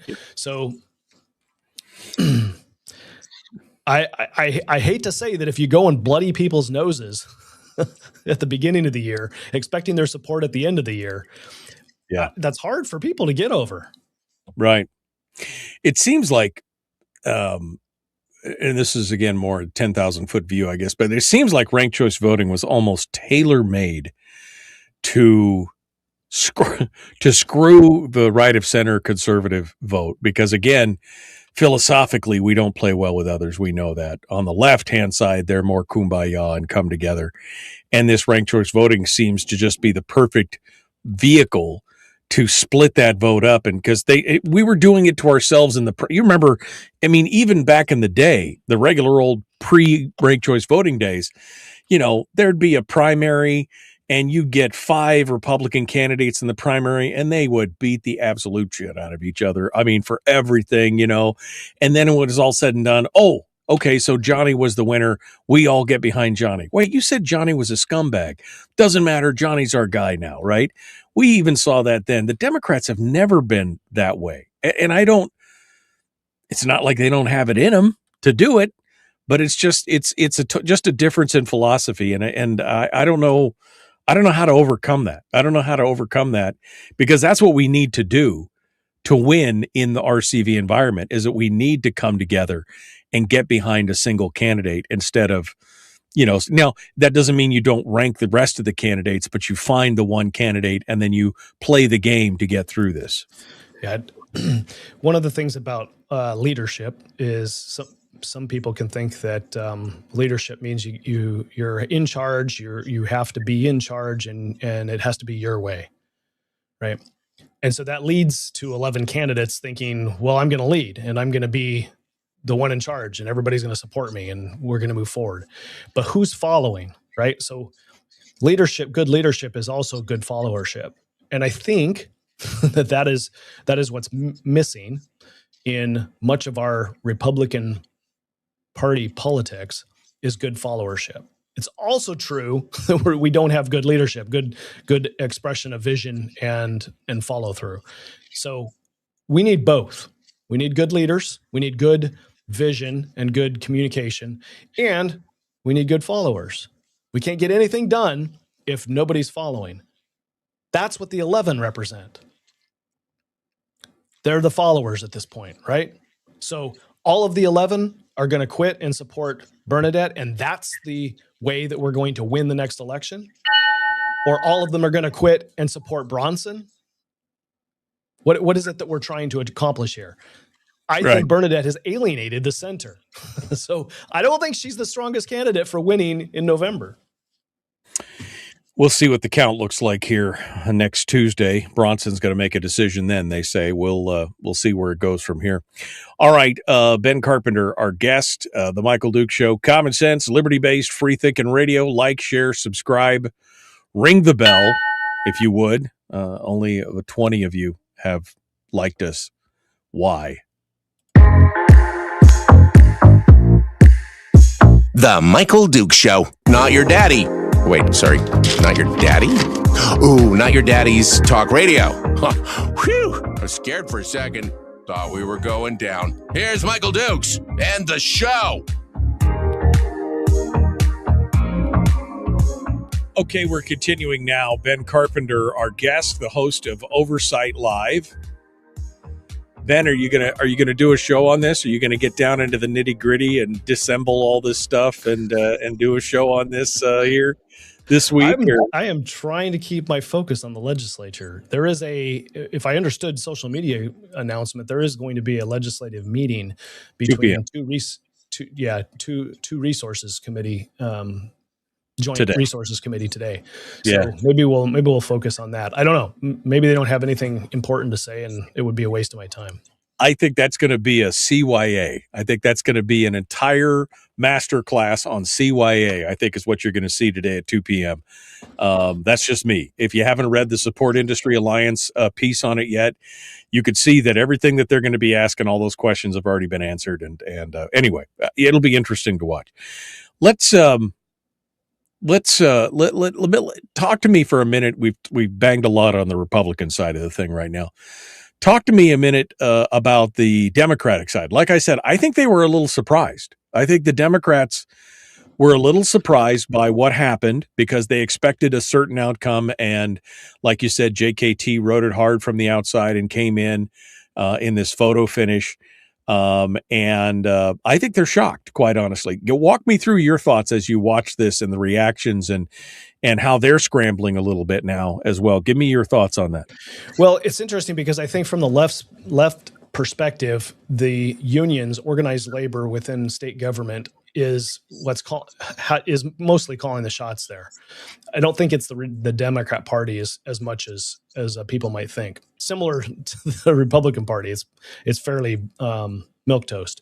So with regard to making decisions and moving forward. So I think that your organized labor was expecting to see Click Bishop and Begich make it into the top 4. That was a win-win for them. Now you've got Begich and JKT in the top 4, and I think potentially that's still a win-win for them. But there's not a Republican component. So I don't know whether they're going to want to see 2 or whether they're going to want to see a combined ticket to beat the Republicans. I think the strongest play for them, and I'm tipping that, I mean, this is nothing that they aren't going to see, but is to combine that ticket and put 3 Republicans on the ticket against. I think that plays right to their hand because we're going to not rank and we're going to dilute our vote and we're going to lose if that's the case. Yeah. So, well, and that's my question. Do you think, and I haven't looked at this in the language or rank, but, and maybe maybe for sure, but could Begich and JKT combine tickets at this point? Is it legally allowable for them to combine tickets in the primary? Because they're both winners. They're both in the top 4. Could they legally combine their tickets to the general? Yes, I think so. Because the lieutenant governor can always be swapped out after the primary. Okay? So it would just be JKT pulls out. I'm sorry. One of them pulls out and then gets appointed as the lieutenant governor of the other, right? I think it's technically possible. And which one do you think that JKT pulls out and goes for LT, or do you think that he demands that Tom is his LT? What do you think? I think Tom becomes the LT. Yeah. That's how I would think the money and the energy right now, and from a national perspective, all of the national push is going to be to support JKT. Yeah. So that's where your energy is.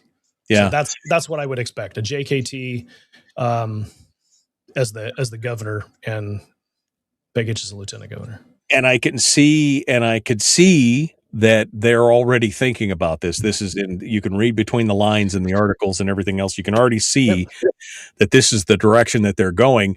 And then the only question remains is when they do the count next Tuesday for the absentees and the early votes, does Click Bishop get moved up into that 5th position where Treg Taylor is right now? Which, again, I'll be honest with you, that was shocking to me. That Treg Taylor was 5th of all the candidates out there in the initial vote. That was really shocking to me.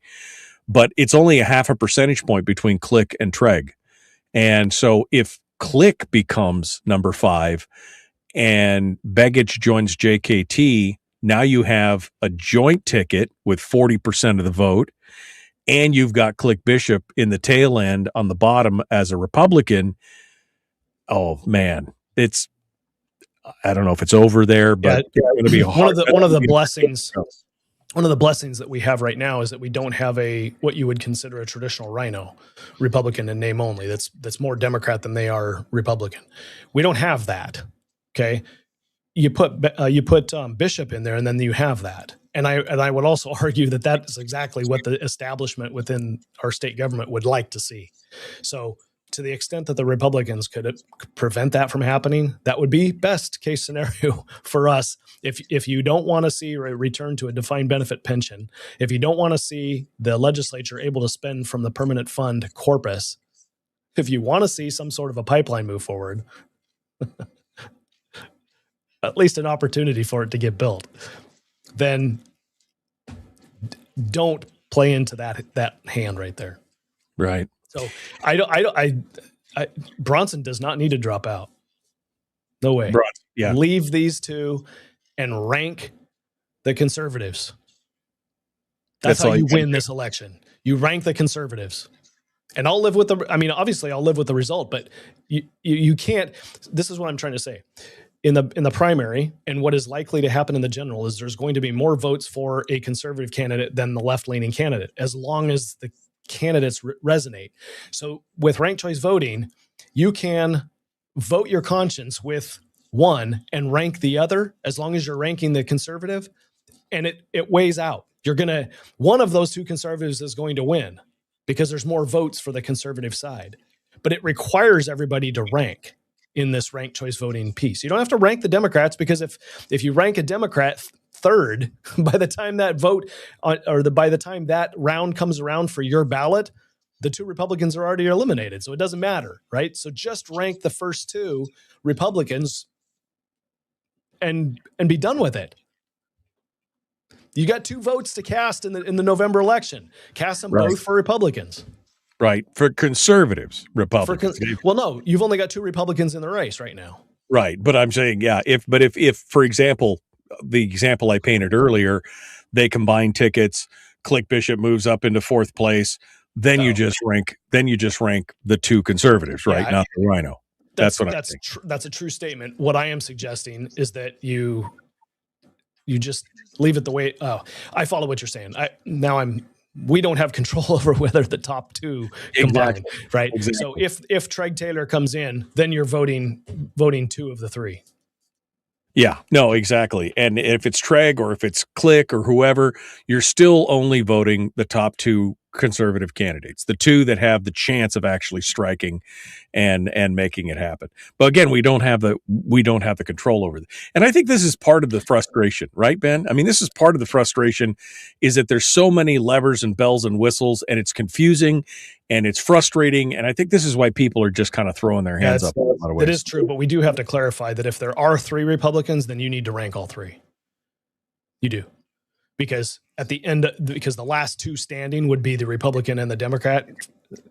Theoretically, if 2 Republicans get eliminated and you want all of your Republican ballots to count towards that other Republican, the other thing that people don't understand is with ranked choice voting, if your exhausted ballot, not only does it not give a vote for somebody, but the person who has the most votes already, it lowers the threshold for the number of votes that they need to win.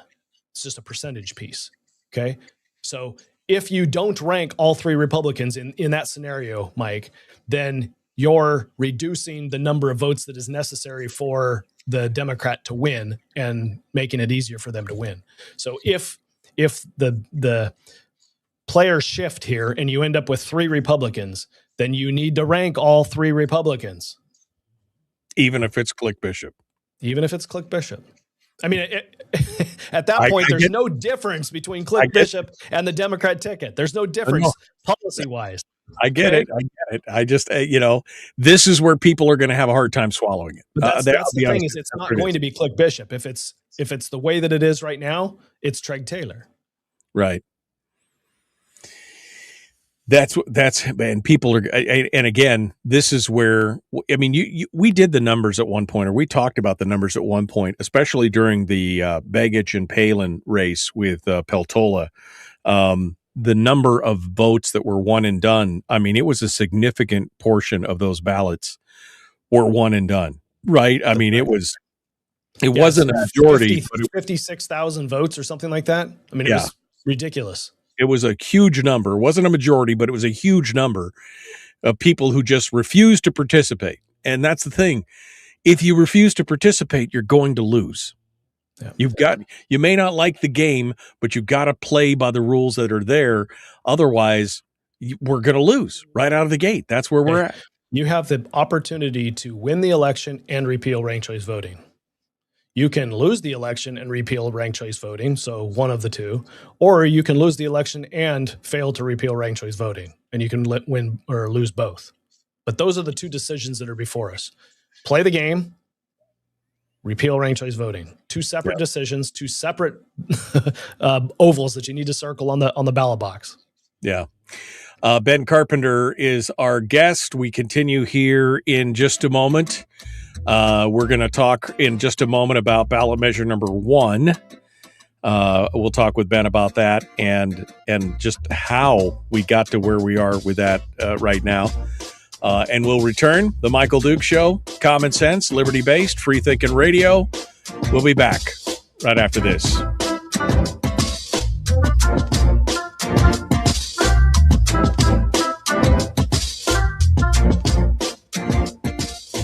We're broadcasting live through a series of tubes. Allowing all of these entities to provide streaming stuff going on the internet. Well, it's kind of hard to explain. Sorry. Streaming live every weekday morning on Facebook Live and MichaelDukesShow.com.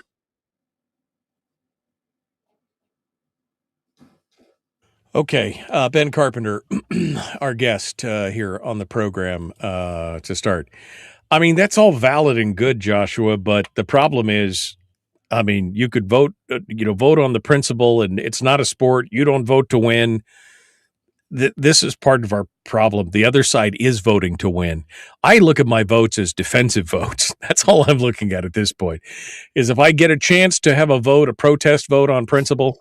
Like, I mean, I voted for Scott Kohlhaas in the primary because, I like some of his ideas. I like, who he is. Did I think he was going to win? No. But will I vote for him in the general? Well, no, because he didn't make the top 4. But even if he did, I would rank him. But would I rank? You know what I mean?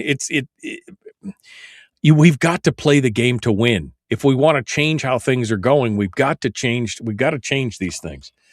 It's I understand Josh's perspective from a religious perspective, from a faith-based perspective. I am comfortable with saying, you know what, I'll trust that the good Lord is in control. It's His show anyway. Doesn't really matter. I'll just vote my conscience and we'll move forward. And if this turns into a big nightmare and a disaster, well, that's what was intended to happen, and I'll just deal with it. Okay, but I believe we've been gifted this self-government for a reason. I don't know exactly what that is, but we have a decision-making process that requires all of us to opine an opinion on a voting day or a voting week now. But it requires our participation. In order for us to participate, we need to be wise. That is still biblically and is sound advice, right? We have to be wise.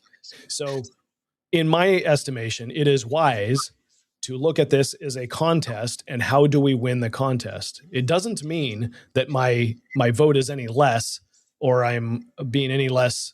There are advantages and disadvantages to both of the Republican candidates that are now past the primary. So I can't, in all fairness, say, well, the moral position is to go with this one, or the moral position is to go with this one. It's a range. It was a range for every single one of the 12 Republicans that were on the ballot for me. So I guess I just look at it and I say, if we're called to be wise and make good decisions in this self-government, then you've got to recognize the environment that you're in and the battle or the challenge that's before you, and approach it in the manner that gives you the best opportunity or the best results at the end, which is a win. Not, I'm just going to vote my conscience and trust that whatever happens, happens. I don't think that that's the best thing. I think we're called to make wise decisions. And I would agree with that analysis that we yes, we can vote that, but you have to win in the end. That's the thing. You could be principled all day long as you sink under the sea, or you could vote with a principle and a win, and use the principle to help inform your vote to win. That's where I would go with this. We got about 2 minutes here, real quick. What happened with how did Treg Taylor come out of nowhere and get to the point to where he's fifth in this position? In your opinion, I'm just curious because I did not expect that. I did not expect that at all. I expected, with name recognition and everything else, that Shelley Hughes would finish before both Crum and Taylor, and yet here we are. How did that happen, in your opinion? I'm not entirely sure. This is one of those things where I was surprised. To be honest, I expected Adam Crum to do much better than what he did in the primary. Adam, from what I saw, did a better than average job of connecting with people when he's one-on-one and having a conversation.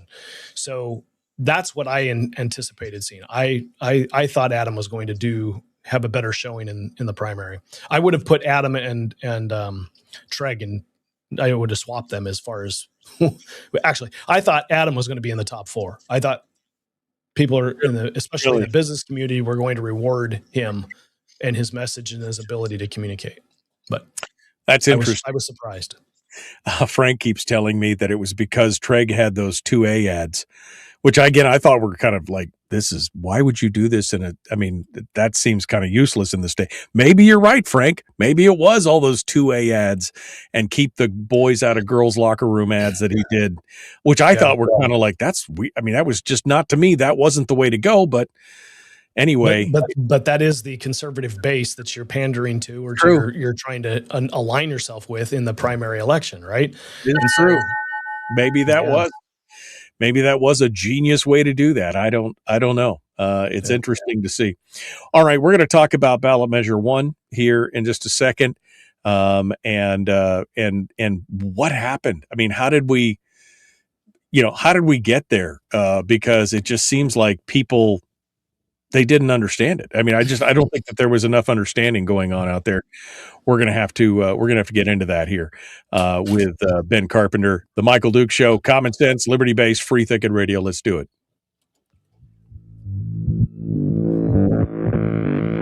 On the Michael Duke Show, we talk about the serious Alaskan issues of the day in a not so serious way, because we just can't be bothered to take things seriously. That's how you lose some hair. The Michael Duke Show.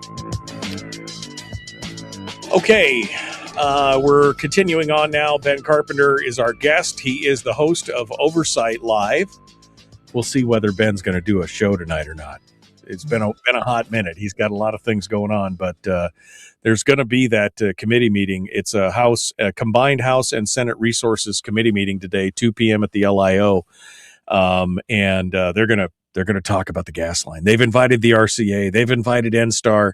They're going to talk about gas storage. Well, we'll see. I think there's going to be a lot of cover your butt going on over there. Anyway, we're talking about the election, and I wanted to talk about ballot measure number 1. Ben, you've been, you've been out there banging the drum on this, to not vote for it. And here we are, almost 72% overwhelmingly voted for it. But people just didn't know. I think they bought the headline of eliminate dark money. That was kind of the headline. Eliminate dark money and put campaign contribution limits back in. Stick it to the man. All paid for by dark money. And the people who, that was the thing. That was kind of, I had people come up and ask me, what's this ballot measure number 1? They did election day. People called me, what's this ballot measure number 1? I explained to them. They're like, oh, because that's not what I know. Right. Yeah.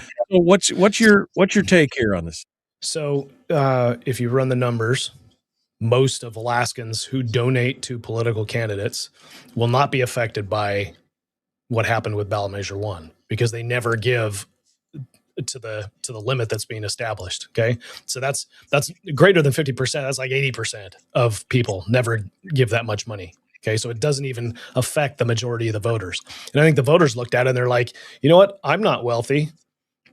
I certainly don't want wealthy people to have more influence than I do. So yeah, let's put a limit on this. And that's as far as they thought, because that's what the headline says. Put a spending limit or a cap on how much can be donated. The electorate is not fully aware of the playing field or the battlefield here. Okay, it is confusing. The electorate said years ago, let's pass ranked choice voting because it gets rid of dark money. Both of those things were on the ballot, right? Dark money is defined as money that is coming from an organization where you don't know where the original source of that money is, meaning it's a 501c4 or 501c3 or whatever. I'm getting my C's mixed up here, but probably a 501c4 that has a board of directors. You don't know who that board of directors is unless you go and do some research, and they seek donations from somewhere and they get their money and then they decide to spend it in some fashion. Okay. That's on one side of the equation. And the other side is individuals giving money to those types of organizations and to candidates and to political parties. And what the Alaskans did was say all of the individual money needs to have a cap on it. But all of the money that comes in through this dark money process, through the independent expenditure groups, that doesn't need a cap. So what you've really set up is it's a way for the dark money people, the people who donate the majority of the money in the elections to dark money, saying we're going to limit the amount of money that can be donated by wealthy individuals that's actually competing against this dark money coming from out of state. Okay. I probably lost people in that explanation. It's that hard to understand. Okay. Right. But you're literally saying the dark money coming into elections through independent expenditure groups does not need a limit on how much individuals can donate. But individuals should not be donating any more than what these limits are. Okay. Right. So you are handcuffing yourself to compete against outside money. That's what you just did. So the result is going to drive people to donating to independent expenditure groups. So the future is going to be more money being spent through independent expenditure groups than it is through political parties and through individual candidates, because that's where you will have more ability to influence. Right. Well, and even on top of that, even more, the independent expenditure groups and the PACs, even if they do hit some kind of limit, it doesn't stop them from spinning up a new PAC or a new independent expenditure group and transferring funds from their group to the new group. And now you can, so if there's a limit on 5,000 on one group, you spend 5,000, you spin off a new group, transfer 5,000 to the next one, do that, spin off 5,000. That's where we're at. That's where the money is coming from, these different groups, with no way to know and no way to really trace where the money's coming from. And that's how it's become this big, rich. That's why everybody's all upset about the rich man's game. Well, folks, that's what's going on with these groups. That's what's going on with these independent expenditure groups. And I think the U.S. Supreme Court has already weighed in on this with regard to candidates donating, in excess of what our spending limit establishes. So if you read the read the statute that was just adopted, read the proposition that was just adopted, you could read into it that candidates would have to abide by that limit as well. But the Supreme Court has already spoken on this matter, and that candidates cannot be limited to the amount of money that they can spend on their own campaign. So that at least is going to be unconstitutional if the state of Alaska tries to enforce candidates not being able to give any more than the cap that the voters have established. Right. Because again, we saw that just in the governor's race. I mean, Matt Haylaw donated $1.4 million of his own money to his campaign. So yeah, you wouldn't see that. And again, I can see your point. Most people will probably, I don't think I've ever donated enough money to go up against the cap. I've donated a lot of time over the years, but I haven't donated enough money to come up against the cap. So maybe that wouldn't have mattered. And maybe that's how people were looking at it. And I would argue, and I know Harold was chastising me for pulling a Paul Seaton and saying they just don't understand it.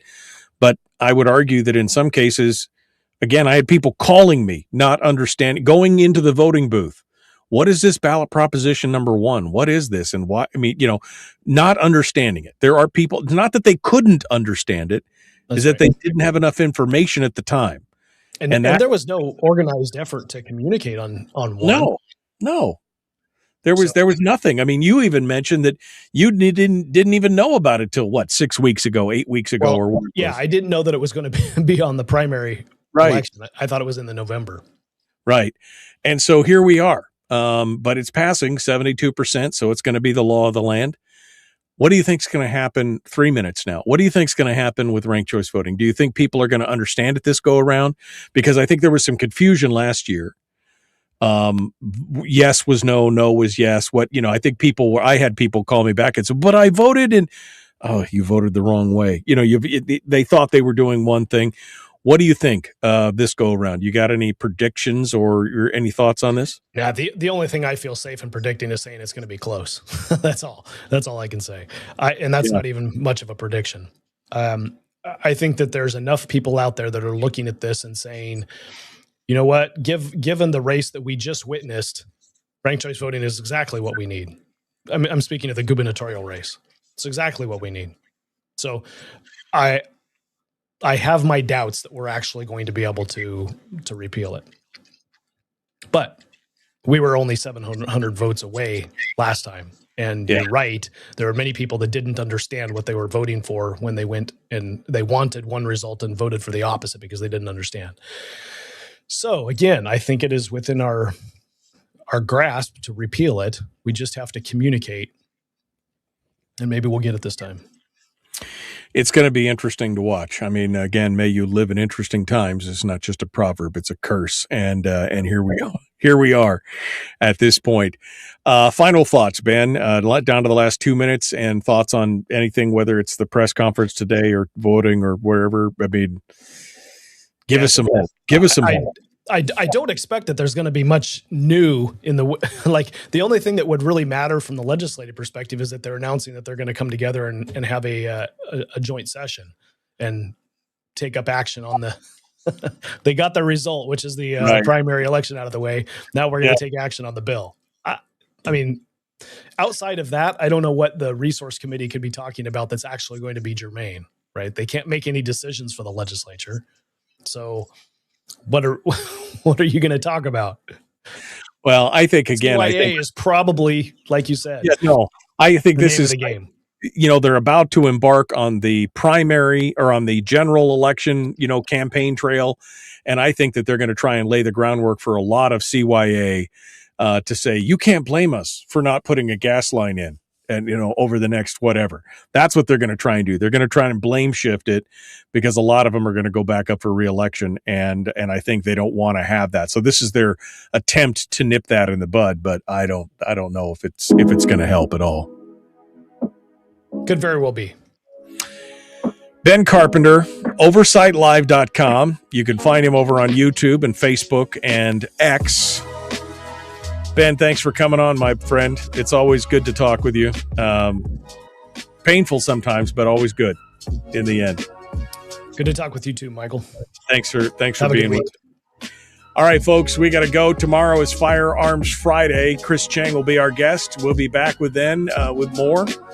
The Michael Duke Show. Be kind, love one another, live well. All right, Ben, give us something good before, make us happy before you leave there. I feel so depressed, Ben. I'm so depressed.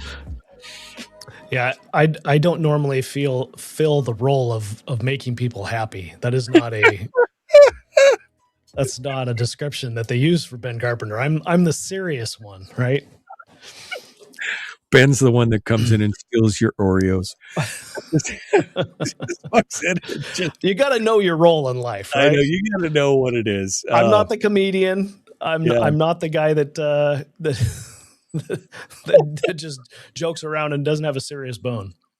Yeah, no. I mean, that's the thing. You are the deadpan serious guy, and we do need that. I mean, I say that on the program. We talk about that with Brad Keithley a lot. That it's like, okay, that's what happened, but we can't grow weary in well doing, and sometimes it just feels like we are repetitively slamming our head into the desk, right? Until we're unconscious and then starting again.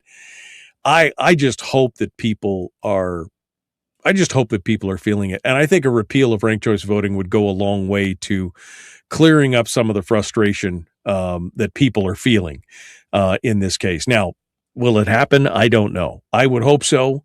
It was close enough, like you said before. I think there's been a lot of pushback on what's happened. I think what we'll see in this primary will probably also affect it. But we'll just have to see. But again, it can't grow weary in well doing, I guess. Yeah. You just have to keep a positive attitude about it. And you can't, like, the thing that we cannot allow ourselves to do is get into this victim mentality. I think that some of that is influencing our perspective or our direction towards our reaction to ranked choice voting is a victim mentality. This is something that got snookered on us. Okay, fine. Don't be a victim. It is possible to win under ranked choice voting. We have proven it time and again. And some of our Republican candidates have benefited from ranked choice voting. Okay. So if this is going to be the way, then win. Figure out how to win. Yeah. Same time, figure out how to repeal it. Right.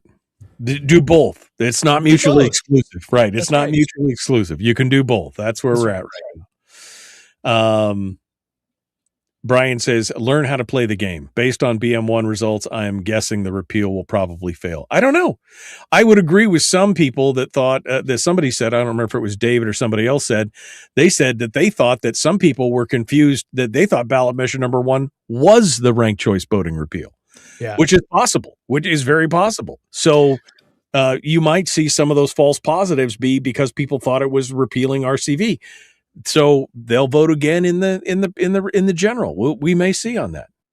Yeah, I do not draw the same conclusion that because the ballot measure in the primary failed that the ranked choice voting will fail. I don't draw that at all. I think this ballot measure suffers from unawareness. Ranked choice voting, not unawareness. People know what that is, and that we're going to be voting on it. This other one, they didn't know. Yeah. That's more the factor that's at play here than not. So anyway. Well, we appreciate your stoicism and your seriousness. Leave the comedy to me, I guess, is what it leave the court jester antics to me, I guess, is what everybody wants to say. Ben Carpenter, thank you, my friend. It's always good to talk with you, bud. We'll see you next week. Good to talk to you too. See you later. All right. We got to go, my friends. We appreciate you guys being part of it today. Thank you for coming on board. Yeah, even you, Harold. I know. We'll be back tomorrow, bright and early, 6 a.m. If you haven't hit the like button, would you hit it on the way out? We'll see you guys.